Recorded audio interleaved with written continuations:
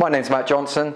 I'm one of the sales managers for Johns&Co. Today, I'm here with Luke Northcott from Capricorn Financial, our recommended mortgage brokers, and we're here today to talk about 95% mortgages.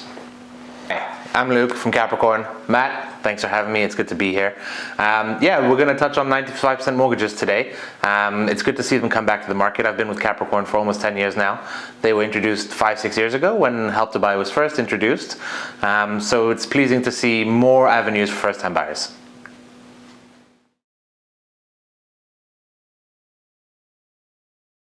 Great to have you with us today, Luke. If you can give us an overview of how the 95% mortgage market looks today, that would be great. Absolutely. So, effectively 95% LTV, as we call it in the industry. The LTV stands for loan to value. 95% means someone, a buyer, could effectively fund a property with a 5% deposit and getting 95% lending from a bank or a building society. It's a response to the pandemic it's government backed, which has helped to mitigate the risk for lenders, which is why these lenders have now entered this space and giving much more opportunity to many more people to get on the property ladder.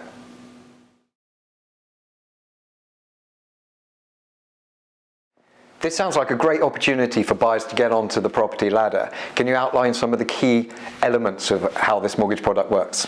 Yeah, so you're effectively looking at a couple of key criteria from a lender's perspective.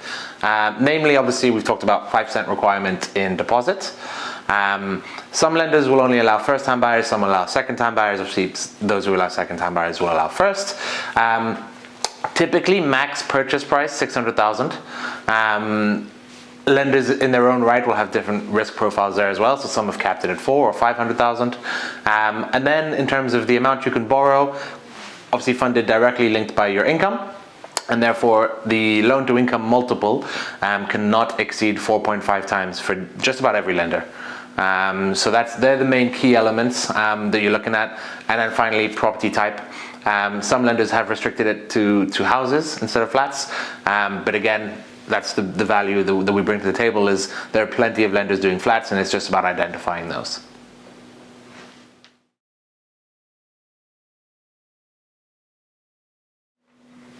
So you mentioned that different property types will be treated differently in this scheme. Can you go into a little bit more detail about how that looks?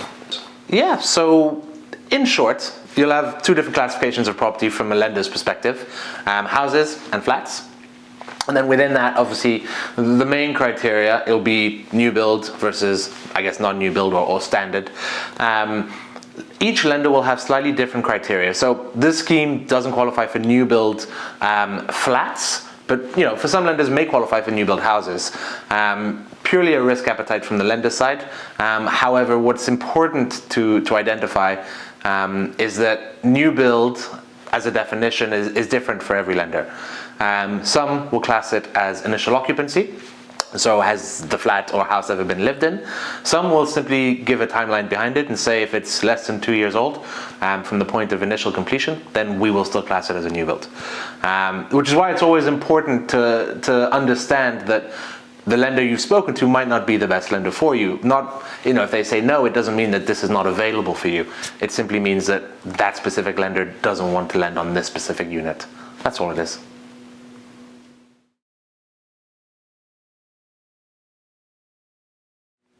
So can you explain who would qualify for this scheme? Yeah, absolutely. I guess firstly, the important point to mention is the expiry date of the scheme, which is December 2022.